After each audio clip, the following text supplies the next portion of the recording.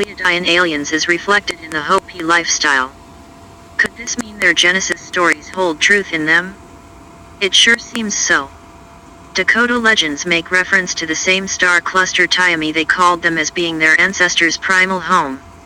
Similarly, the Cree believed that in a time before history, their ancestors arrived from the stars in spirit form, only to become humans on Earth. Native legends of the Lakota people speak of mysterious celestial beings that manifested themselves as spheres of light and would often choose particular children to follow them on a journey through space and time.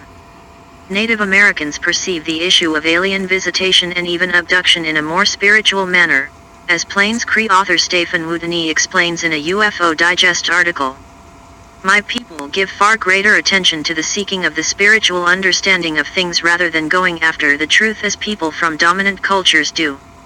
This is part of the reason why we tend to stand back and view or listen at first rather than bear in with questions or take the hard, direct approach.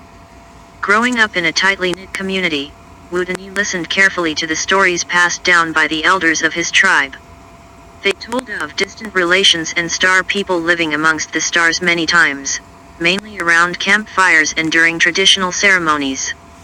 Far from being anything to be feared, star people was just another term I grew up around, Wootenay writes.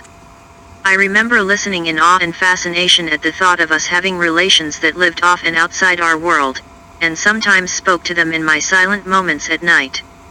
I wanted to know who they were and what they looked like, if they had families like us, etc. It wasn't until my later teens that I discovered that people from the dominant cultures were talking about the same people as my elders did, though each side's sense of perception of these people seemed radically different from one another. Do you suspect these words to be the result of ancient traditions tainted by the recent ancient alien phenomenon?